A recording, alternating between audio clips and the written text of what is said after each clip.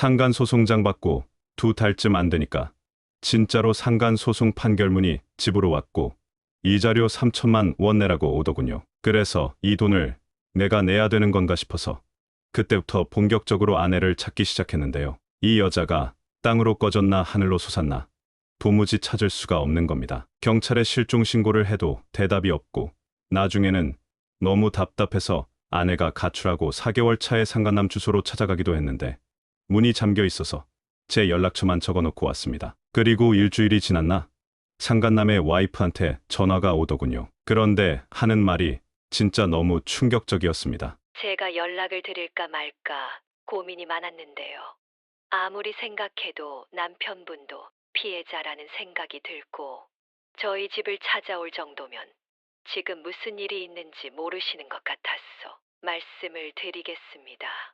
사실 아내분께서는 지금 설거지할 때, 운전할 때 듣는 고품격 토크쇼 서른톡 TV에 오신 걸 환영합니다. 지팔찌꾼이라는 말을 아십니까? 지팔자, 지가 꼰다 라는 신종 줄임말인데요. 불륜을 하는 사람들을 보면 항상 이 줄임말이 떠오릅니다. 오늘 사연도 이 지팔찌꾼이 딱 어울리는 이야기인데요.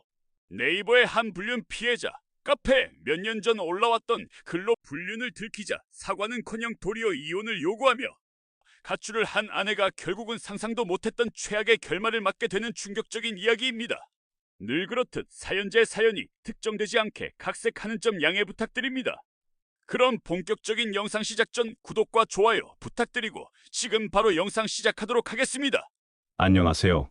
인천에 사는 50대 남자입니다. 한 달 전 아내의 외도 사실을 알게 되어 아내를 추궁했는데 이 여자가 반성은커녕 도리어 이혼해달라고 난리를 치고 있는 상황이라 어떻게 해야 할지 모르겠어서 글을 씁니다. 어떤 분께서 어떻게 알게 되었는지 물으셨는데요. 제가 공장을 다니고 있는데 3교대를 합니다. 한 달 전 몸이 너무 안 좋아 일하다가 병원에 들려서 일찍 집에 가게 되었습니다. 저희 아파트가 워낙 주차장이 모자라서 인근 공영주차장에 주차를 하고 집으로 걸어오고 있었습니다. 그런데 아파트 근처 공원에서 아내가 BMW에서 내리는 걸 봤습니다. 누굴 만나고 오는 건가 싶어서 가까이 걸어갔는데 아내가 운전석 창문 쪽으로 가더니 웬 남자하고 뽀뽀를 했습니다. 순간 너무 화가 나서 아내의 이름을 부르며 뛰어갔는데 아내가 마치 귀신을 본 것 같은 표정을 제가 BMW에 접근하지 못하도록 온몸으로 막더군요. 그 사이에 그 남자는 도망을 갔습니다. 사실 몇 년 전부터 아내가 제가 하는 행동 하나하나를 트집 잡으면서 시비를 걸어 부부 관계가 너무 심하게 나빠져 있는 상황이라 거의 쇼윈도 부부로 지내고 있기는 했는데 바람을 피울 것이라고는 정말 생각도 못했습니다. 집으로 와서도 남자가 누구냐고 물었는데 일절 대답을 하지 않네요. 그냥 차 얻어 타서 고맙다고 말한 건데 왜 그렇게 난리야? 여시 치밀을 떼는데 분명히 둘이 입을 맞추는 걸 제가 봤는데 정말 답답한 노릇입니다. 그러면서 의처증에 걸린 거냐고 화를 내서 그럼 핸드폰 한번 보자고 했더니 그걸 내가 왜 보여주냐고 도리어 화를 내면서 이런 식으로는 못 살겠다고 이혼해달라고 하더군요. 아니, 애들이 지금 고3 고1인데 이혼을 하면 어쩌냐고.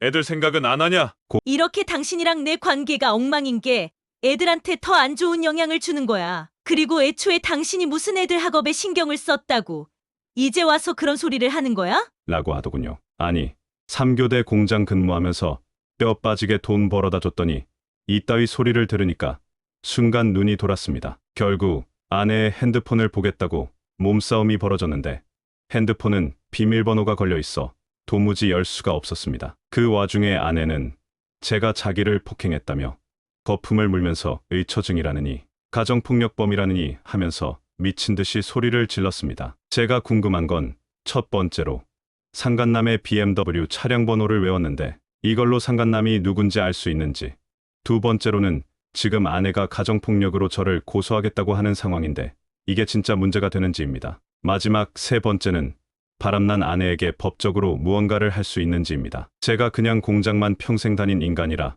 법적으로 아는 게 너무 없습니다. 부디 사람 하나 살린다는 셈치고 도와주시길 부탁드리겠습니다. 3일 전 아내가 바람 피우는 현장을 발견해 글을 썼던 꼭이긴다입니다. 지금 경찰서를 다녀왔고 주차장에서 글을 씁니다. 3일 전에 쓴 것처럼 아내의 핸드폰을 빼앗기 위해 작은 몸싸움이 있었는데요. 아내가 정말로 저를 가정폭력범으로 신고했습니다. 그런데 정말로 저는 아내를 밀거나 때린 적이 없고 그냥 핸드폰을 빼앗으려고 힘을 좀 준 것이었습니다. 아내는 실제로 다친 부분도 없는데 병원에 가서 진료를 받고 전치 2주 진단을 받았더군요. 경찰분들에게 자초지종을 설명드렸더니 일단은 집으로 돌아가라고 하시더군요. 오는 길에 눈물이 많이 났습니다. 몇 년 전 갑자기 아내가 저를 싫어하기 전까지는 힘들어도 같이 의지하면서 살았었는데 어떻게 제 아내가 바람을 피우고 억울한 누명을 씌워서 저를 경찰에 신고까지 하다니 제가 뭘 잘못 살았길래 이런 일을 겪어야 하는 것일까요? 그저 아들,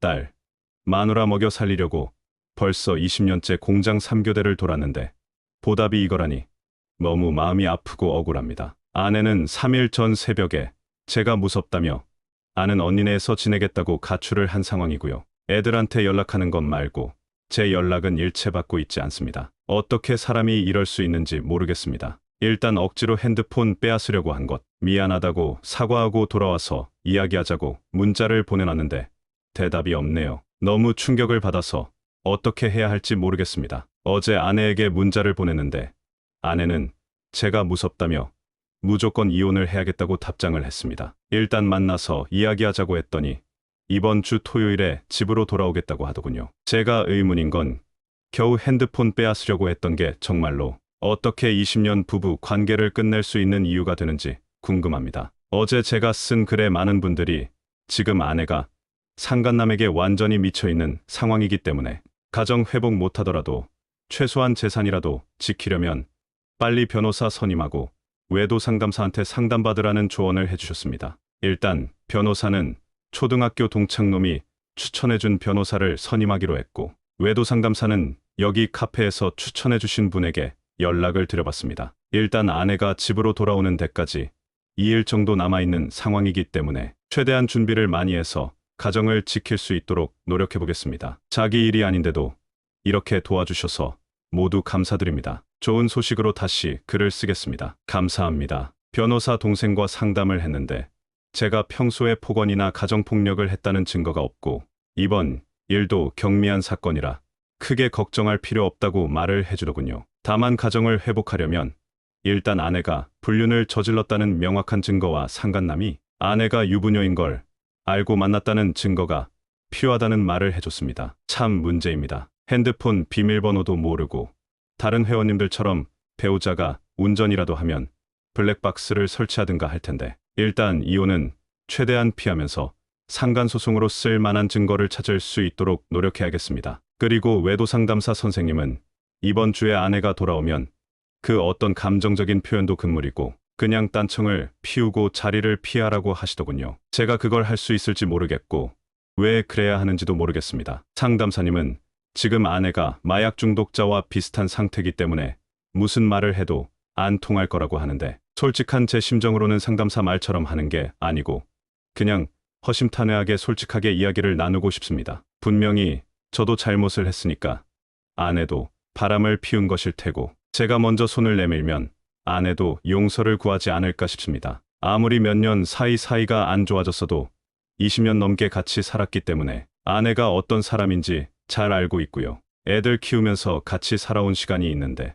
정말로 이혼을 하자고 할지 의문이 듭니다. 상담사님은 경력은 오래되셨는데 사실 제 아내를 한 번도 못 보지 않으셨는데 그분 말대로 하는 게 맞는지 의문입니다. 오늘 아내를 만났는데 아내와 대화를 하던 도중 잘못하면 제가 아내를 어떻게 할 것 같아서 혼자 감자탕 집에 왔습니다. 정말 내가 알던 아내가 아닌 것 같네요. 어떻게 사람이 이렇게 갑자기 변했는지 충격입니다. 토요일 오후 7시쯤 아내가 돌아와서 집 앞에 있는 공원에서 몇 시간을 이야기를 했습니다. 지금 생각해보면 진짜 병신 같은 생각이었는데 처음에는 아내가 바람을 피운 게 어느 정도 제 잘못이 있기 때문이라 생각해서 내가 뭘 고치면 고 물었는데요. 아내는 화를 지금 와서 고치는 게 무슨 의미가 있겠어? 이미 우리 부부 관계는 남보다 못하게 산 지가 몇 년이 되었는데 내가 혼자서 애들 키우면서 당신한테 도와달라고 몇 번을 말했는데 당신 뭐 제대로 도와준 적이나 있어? 맨날 일 아니면 돈 버는 이야기나 해대고 그렇다고 돈이라도 많이 벌어주기를 하던가?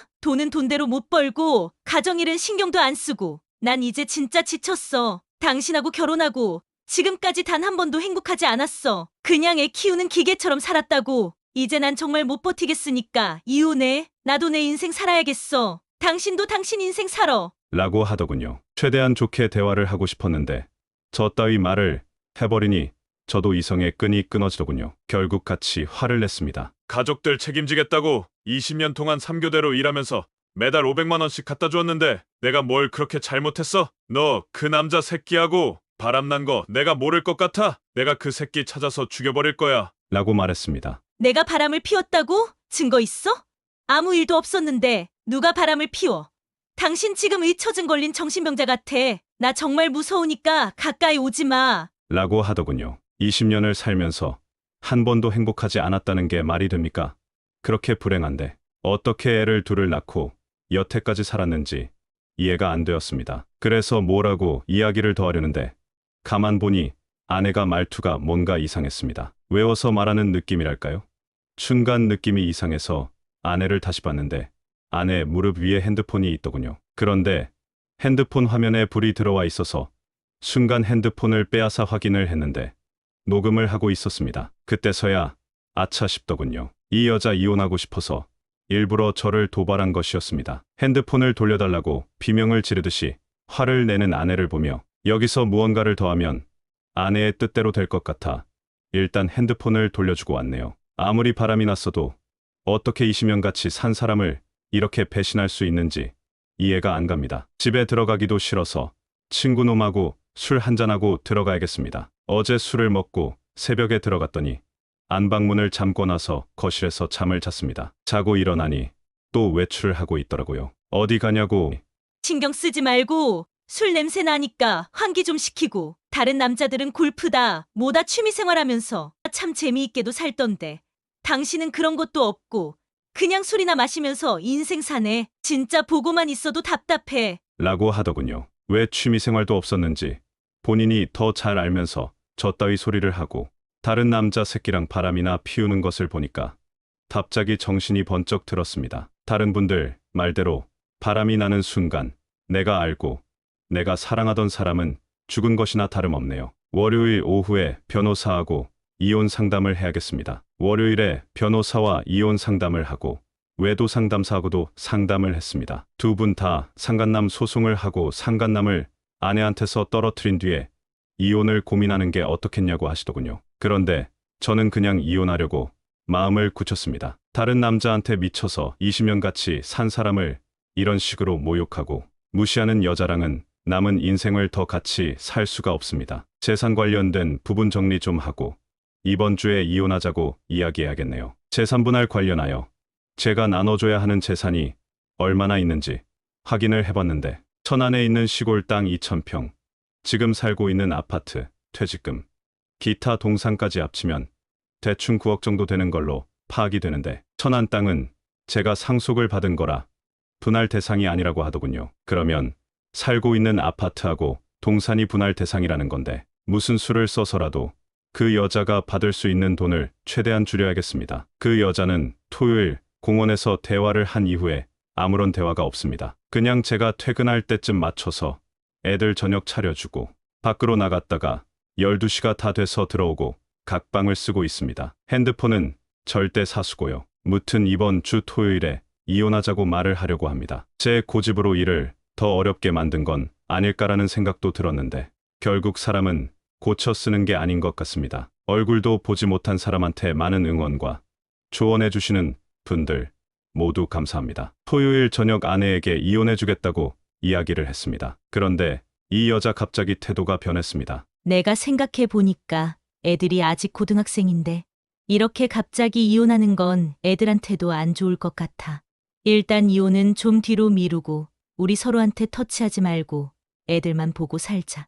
라고 하더군요. 아니, 지난주에는 파탄난 부부 관계를 바라보는 아이들이 더 불행하다고 해놓고 이제 와서는 태도가 바뀌니 너무 이해가 안 됐습니다. 이 부분을 외도 상담사님께 말씀을 드렸더니 상간남과 무슨 일이 있었을 가능성이 높다고 하시더군요. 일단 이혼은 뒤로 미루고 상황을 지켜보자고 하셔서 그렇게 하기로 했습니다. 사람 마음이 우스운 게 미련이 있을 때는 어떻게든 이혼을 피하고 싶었는데 정이 다 떨어져서 이혼하겠다고 마음먹으니 이혼 미루자는 아내의 말이 또 역겹네요. 일단 이 여자가 왜 갑자기 태도가 바뀌었는지 살펴봐야겠습니다. 속 시원한 이혼 이야기 못 드려 죄송합니다. 마지막으로 글을 쓰고 어느덧 한 달이 지났습니다. 상담사님과 계속 이야기하면서 아내를 지켜보고 있는데 제가 3교대를 하다 보니 쉽지가 않습니다. 일단 아내를 압박하기 위해서 월급 관리를 제가 하게 되었는데요. 그 쥐꼬리만한 월급 내가 아껴 써서 이렇게라도 살게 된 건데 당신 돈 관리할 수 있어. 식비하고 교육비는 어떻게 관리하려고?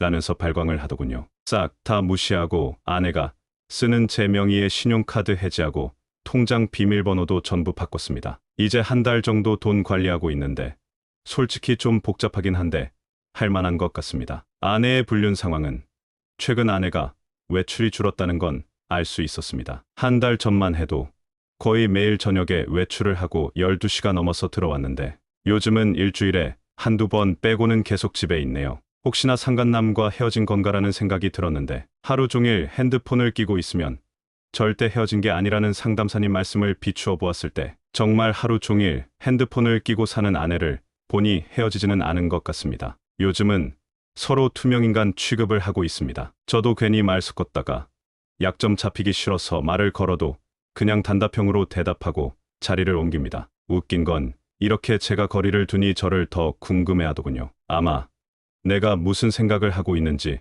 궁금한 거겠죠. 빨리 증거 찾아서 이혼하고 싶은 마음뿐입니다. 이렇게 마음 떠난 여자하고 사는 게 너무 힘들어서 요즘은 정신과에서 약을 먹는데 마음은 편해지나 일할 때 자꾸 졸려서 힘드네요. 모두 즐거운 점심 식사하시고 또 글 쓰겠습니다. 감사합니다. 오늘 아내가 이상한 짓을 했습니다. 일하는데 갑자기 전화가 와서 그러더군요. 통장 정리 좀 하려는데 통장 비밀번호 아니야?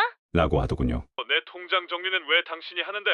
통장은 내가 알아서 할 테니까 신경 꺼. 라고 말하니 뭐 아파트 관리비가 어쩌고 저쩌고 횡설수설하면서 전화를 끊더군요. 그리고 저녁쯤 되니 갑자기 처제한테 전화 통화 가능하냐는 문자가 왔습니다. 사실 아내하고 처제가 사이가 많이 안 좋아서 연락 안 한 지가 벌써 몇 년 되었는데 무슨 일인가 싶어서 전화를 형부, 언니가 돈 빌려달라는데 집에 무슨 일 있는 거예요?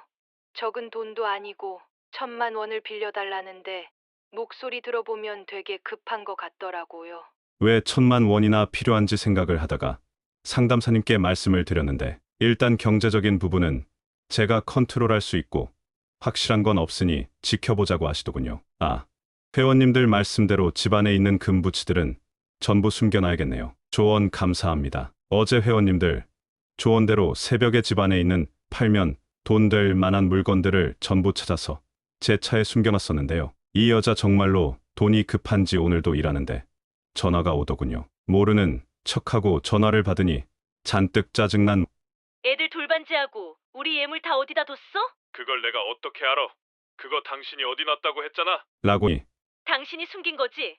왜 허락도 없이 우리 공동재산에 손을 대는 건데? 그걸 내가 왜 숨겨? 그리고 그 돌반지하고 우리 예물은 당신네 집 돈 없다고 해서 우리 엄마한테 돈 빌려서 산 거잖아? 그리고 왜 갑자기 돌반지하고 예물을 찾는 건데? 당신 아니라고? 그럼 경찰에 신고한다? 신고해. 근데 왜 자꾸 찾는 거냐니까? 됐어.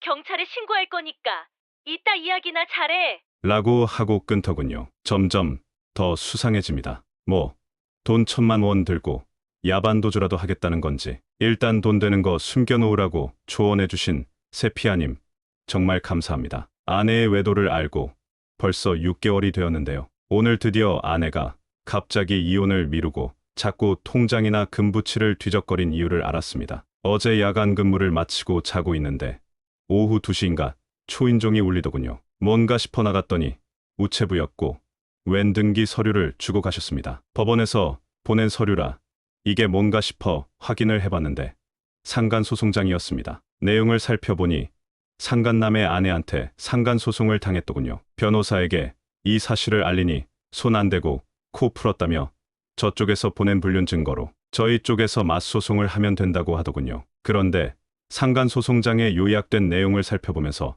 정말 충격을 받았던 게 이 여자 바람을 피운 게 1년, 2년이 아니고 최소 5년이라고 되어 있네요. 제가 정말 병신처럼 살았습니다. 5년 동안 바람 피우는 걸 눈치도 못 채고 살았다니. 정말 이 여자에 대해서 알면 알수록 빨리 이혼하고 싶은 생각뿐입니다. 변호사 말로는 아마 상간남이 자기 아내가 상간소송을 준비 중인 걸 미리 귀뜸을 해줬을 거고, 금전적인 부분과 당장 같이 만나서 뭘 할 수 없으니 이혼을 미룬 것 같다고 하네요. 예전이었다면 안 믿었겠는데 이제는 그게 맞는 것 같습니다. 어떻게 사람이 이렇게 비열하게 바뀔 수 있는지 소름이 돋습니다. 지금 상간소장 사진 전부 찍어놓고 식탁 위에 던져놓고 왔는데 퇴근하고 오면 어떤 반응일지 궁금하네요. 계속 증거 잡는 걸 실패했는데 이런 식으로 해결이 될지는 생각도 못했습니다. 댓글로 조언해 주시는 분들 모두 감사합니다. 3일 전 아내의 상간소송장을 대신 받았는데요. 아내의 모습은 의외로 굉장히 차분한 모습이었습니다. 웃긴 건 상간소송장에 대해서 아무 말도 안 했는데 자기가 먼저 설명을 하더군요. 이거 그냥 예전에 공장 다닐 때 알게 된 사람인데 최근에 아내가 의부증이 심해서 나한테 고민 상담을 했어. 그런데 이 의부증 걸린 아내가 우리 관계가 불륜이라고 우겨대더라고. 이거 그 여자가 전부 상상으로 쓴 거야. 멍청한 여자. 괜히 변호사 비용만 날리겠네. 무튼 당신도 이거 보고 또 의처증 도지지 말고 그냥 신경 쓰지 마. 완전 헛소리인 게 상간소송장에 나와 있는 소송 요약은 시간대별로 아주 상세하게 나와 있을 정도로 준비가 확실한 증거였음에도 그렇게 말도 안 되는 헛소리를 하더군요. 너무 아, 나는 의처증이고 그 새끼 와이프는 의부증이냐? 네 말대로면 상간소송 대응할 필요도 없겠네. 차피 전부 소설이라며. 근데 네 동생한테 1,000만 원은 왜 빌리려고 한 거고? 집안 금부치는 왜 찾아다니고? 통장 비밀번호는 왜 물어본 건데? 라고 쏘아붙이니 갑자기 미친 사람처럼 발광을 그 쥐꼬리만한 재산 가지고 진짜 더럽게 쪼잔하게 구네. 내가 더럽고 치사해서 너랑 꼭 이혼하고 만다. 미친 새끼. 라고 쌍욕을 하더군요. 처음으로 아내한테 쌍욕을 들으니 그동안 참고 있던 모든 게 폭발했습니다. 집에 있는 캐리어 꺼내서 갖다 주면서 말했습니다. 다 늙어서 바람난 아줌마. 내가 뭐가 이쁘다고 여태까지 참았겠냐? 내가 호구 같은 놈이라 그래도 20년 살았으니까 어떻게든 정신 차리게 해서 다시 데리고 살아보려고 했던 건데 너 지금 말하는 싸가지 보니 진짜 고쳐 쓰기 글른 것 같다. 내가 가지고 있는 돈이 쥐꼬리만 하다고? 맞아. 3교대 뛰고 연병을 해서 겨우 한 달에 500만 원이다. 그런 무능력한 놈이니까 너랑 살아주는 거야. 내가 돈 많았으면 너랑 살았겠냐? 너 뭐 미스코리아야?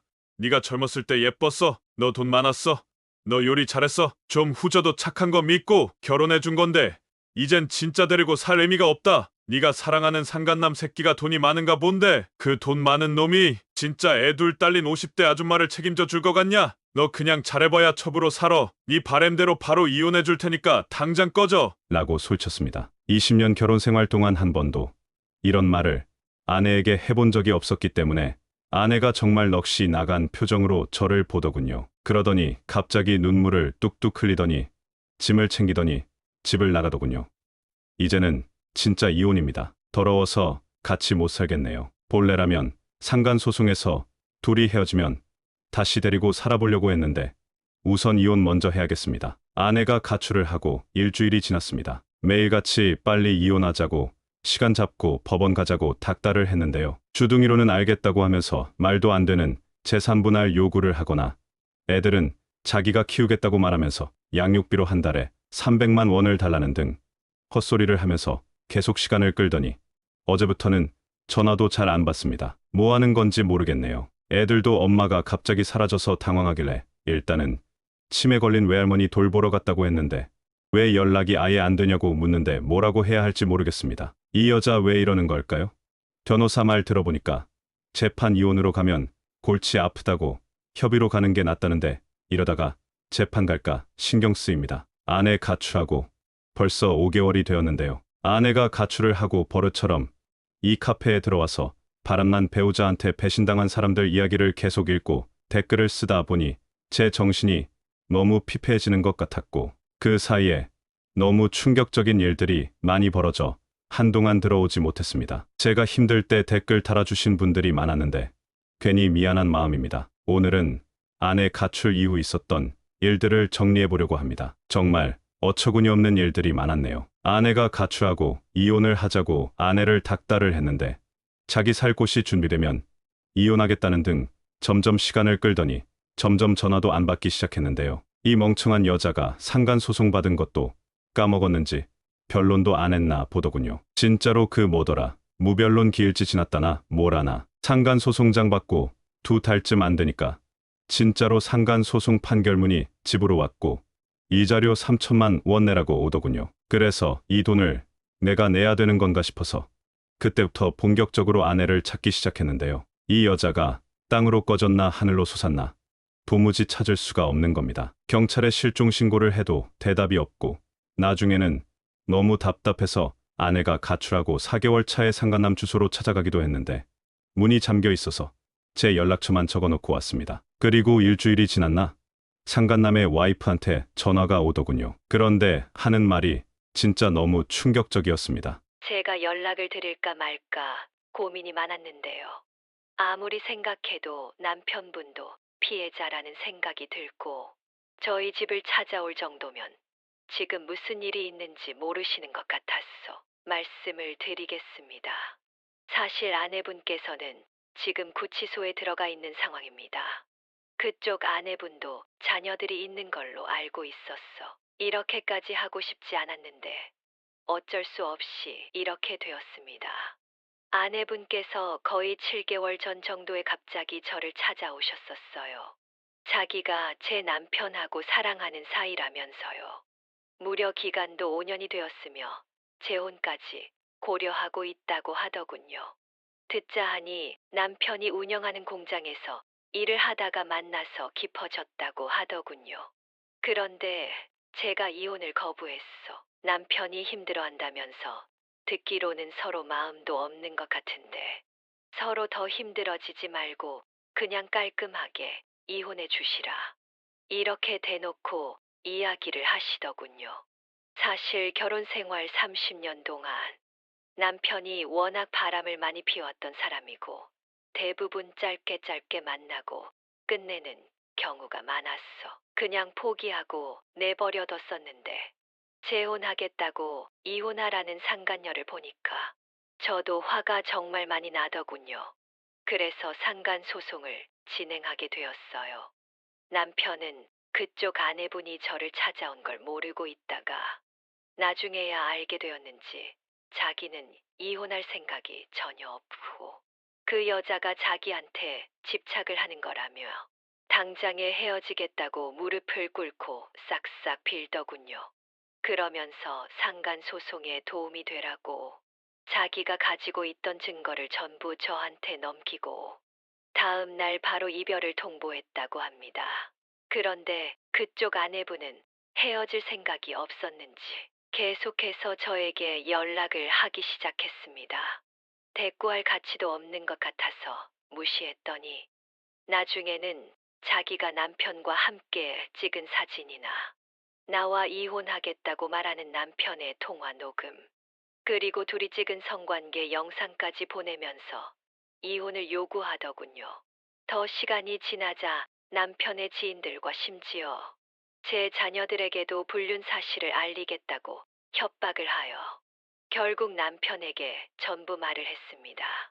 결국 남편은 변호사와 상담을 해서 협박죄와 정보통신망법 위반과 명예훼손을 이유로 그쪽 아내분을 고소하게 되었습니다.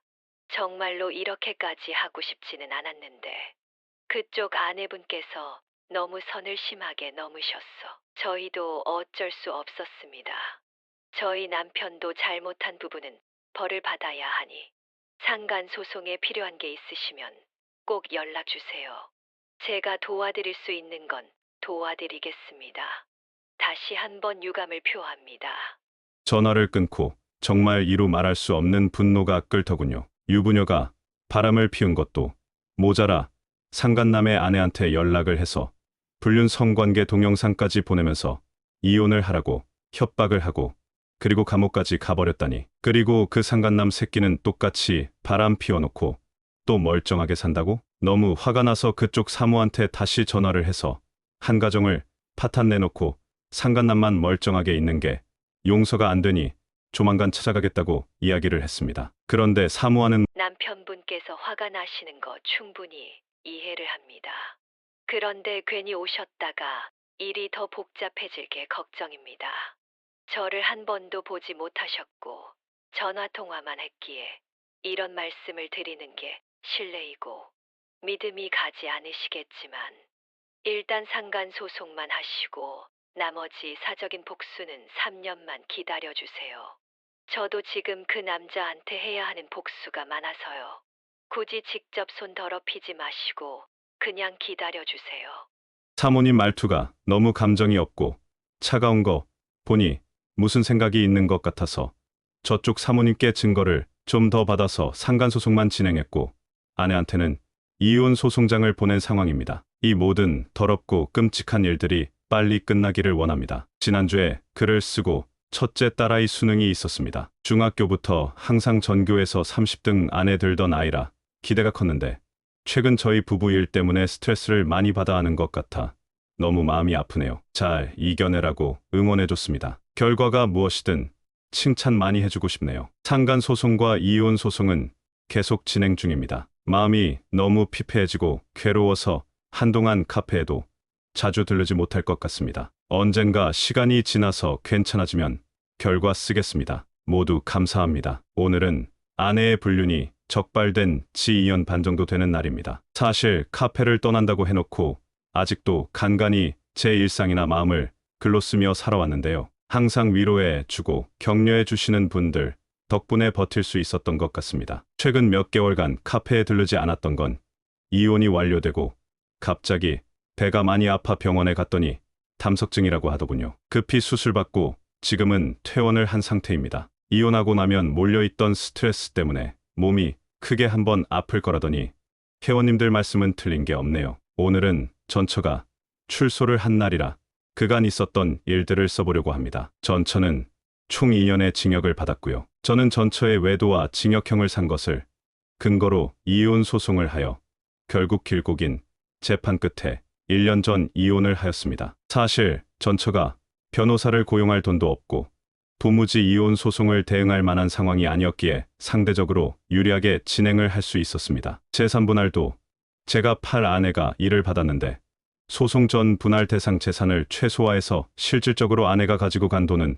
5천이 조금 넘는 금액이네요. 아마 상간소송 위자료하고 기타 등등 비용 제외하면 그냥 맨몸으로 이혼당한 것과 다를 바가 없을 겁니다. 그리고 이건 너무 개인적인 이야기라 자세하게 말씀 못 드리는데 그 상간남 사모님 정말 무서운 사람이더군요. 2달 전에 모르는 번호로 사진이 한 장 오고 이혼했습니다.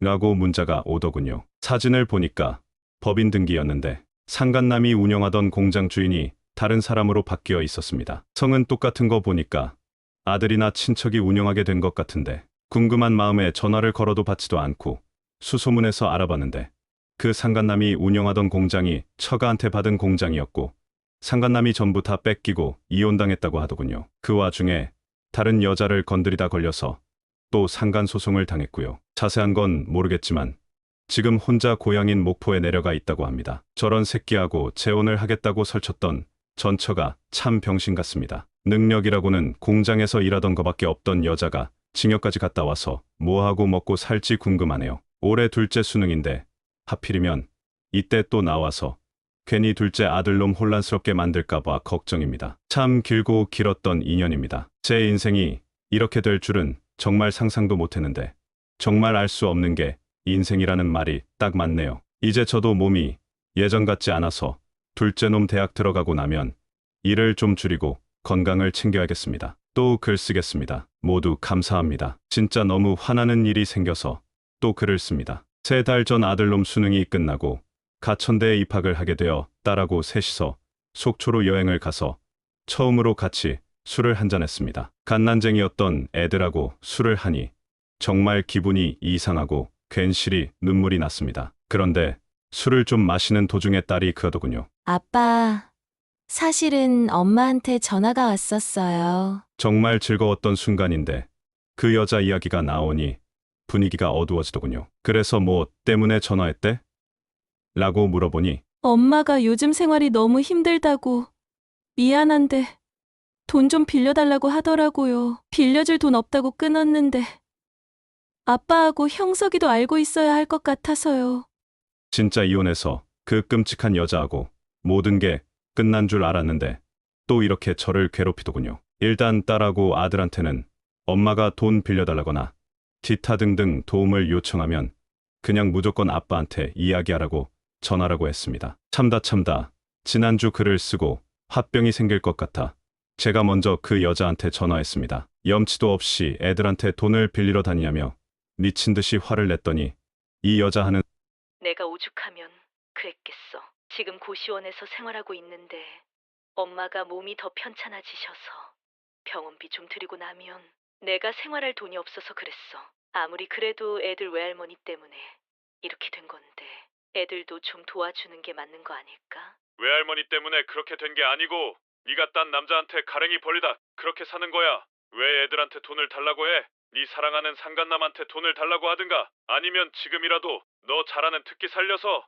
다방에 가서 일을 하거나 아니면 나이트클럽 가서 너 먹여 살릴 남자를 찾아라. 더 늙기 전에 더 늙으면 안 팔린다. 앞으로 한 번만 더 애들한테 돈 달라고 해봐. 너 왜 이혼당했는지 애들한테 다 말할 테니까 당장 꺼져. 그렇게 통화를 끊었는데 또 장문의 문자가 오더군요. 나보고 몸을 팔으라느니 다른 남자를 꼬시라느니 모욕한 거 전부 이해해. 내가 당신한테 잘못한 게 맞으니까.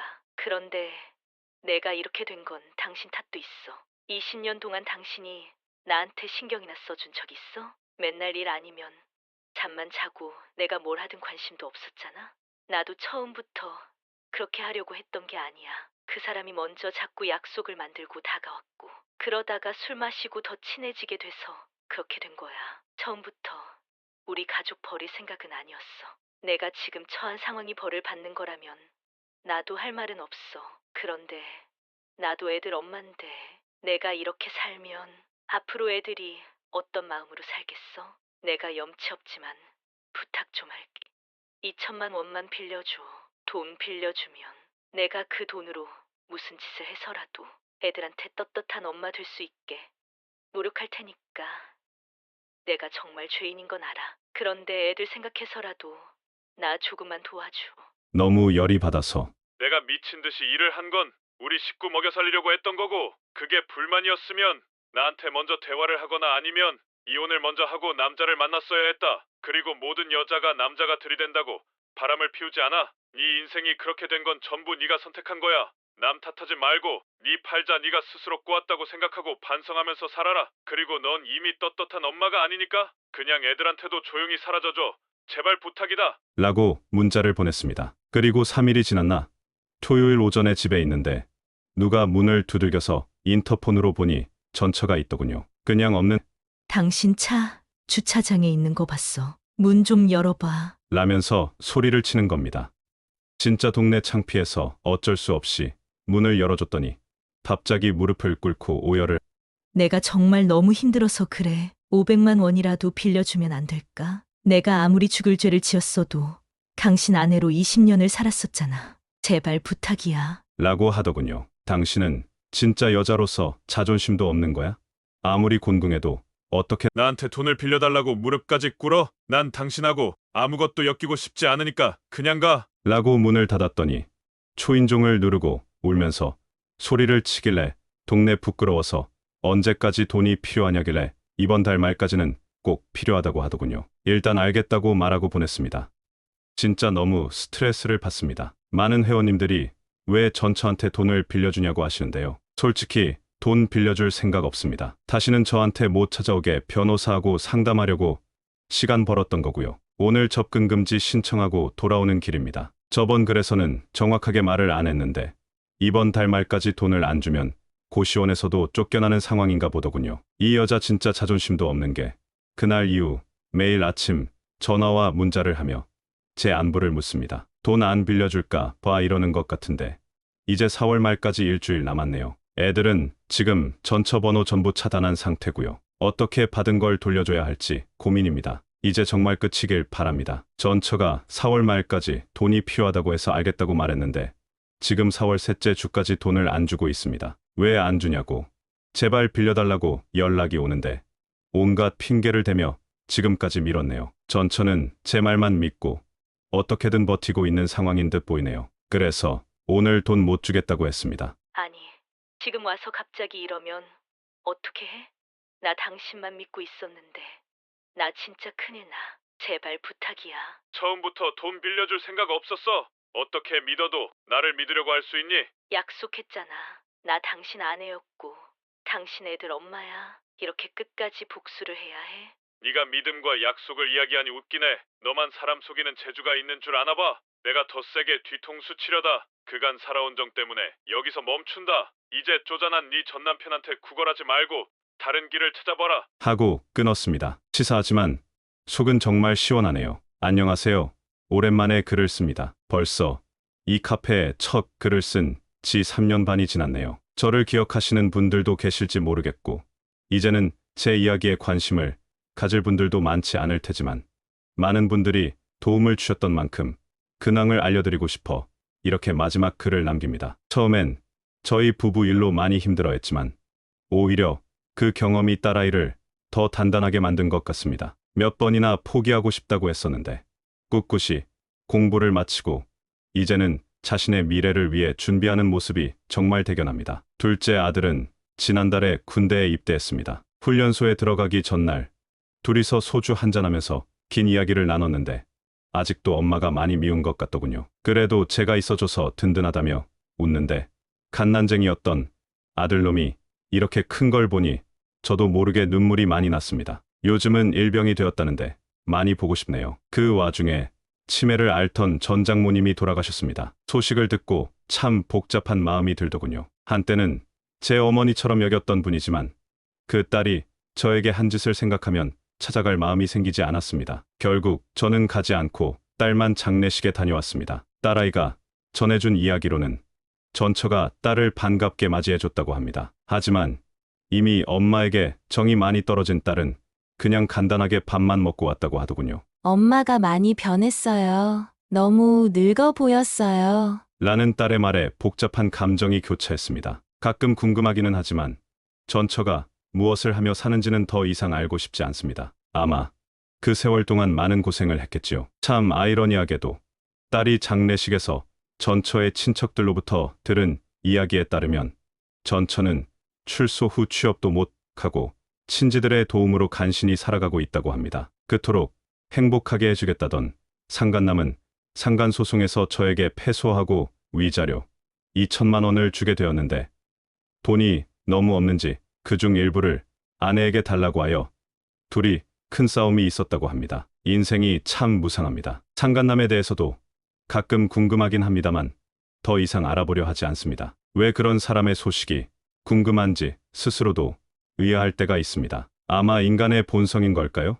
하지만 그 사람의 아내가 했던 말처럼 결국 자기 업보대로 살아가겠지요. 제가 직접 손을 쓰지 않아도 세상은 공평하게 돌아가는 것 같습니다. 어쩌면 우리는 모두 자신의 선택에 따른 결과를 살아가는 것일지도 모릅니다. 저도, 전처도, 상간남도 각자 자신이 선택한 길의 끝에 서 있는 거겠지요. 저는 요즘 일을 좀 줄이고 노후를 준비하고 있습니다. 3교대 근무가 너무 힘들어서 주간 근무로 옮겼고 일주일에 4일만 일하는 방식으로 바꿨습니다. 급여는 줄었지만 마음의 여유가 생기니 오히려 행복합니다. 평생 가족을 위해 달려왔는데 이제는 저를 위한 시간도 필요하다는 생각이 들더군요. 주말에는 등산을 다니기 시작했습니다. 높은 곳에서 내려다보는 풍경이 주는 위안이 있습니다. 작은 취미가 생기니 삶이 더 풍요로워진 느낌입니다. 지금 가장 큰 고민은 부모님께 물려받은 천안 땅입니다. 최근 몇 년 사이 가격이 많이 올랐는데 이걸 통째로 팔아버릴지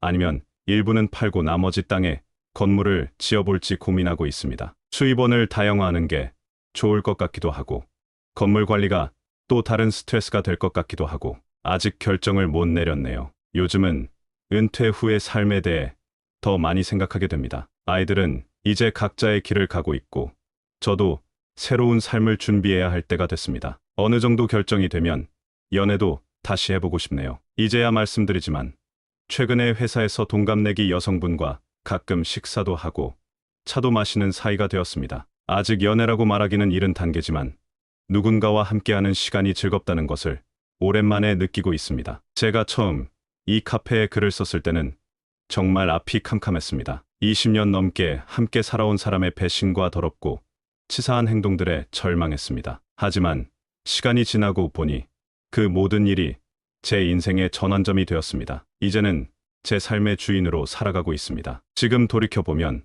그 모든 고통이 제게 새로운 시작을 선물해 준 것 같습니다. 물론 아직도 가끔은 기억이 떠올라 가슴이 아플 때가 있습니다. 하지만 그 아픔도 점점 무뎌지고 이제는 담담하게 받아들일 수 있게 되었습니다. 인생에서 가장 중요한 것은 앞으로 나아가는 것이라고 생각합니다. 과거에 매달려 있으면 현재와 미래마저 놓치게 되니까요. 저는 이제 더 이상 과거에 발목 잡히지 않으려 합니다. 여기 계신 많은 분들이 저와 비슷한 아픔을 겪고 계실 텐데 시간이 약이라는 말이 진부하지만 정말 맞는 것 같습니다. 지금 당장은 앞이 안 보이고 숨이 막히더라도 결국 그 터널의 끝에는 빛이 있습니다. 그리고 지난 기간 동안 여자의 불륜에 대해서 저도 모르게 공부를 많이 하게 되었는데요. 바람날 사람은 모래도 바람이 나게 되어 있습니다. 절대로 자기 탓을 하지 마세요. 저를 응원해 주시고 조언해 주셨던 모든 분들께 진심으로 감사드립니다. 낯선 사람의 이야기에 귀 기울여 주시고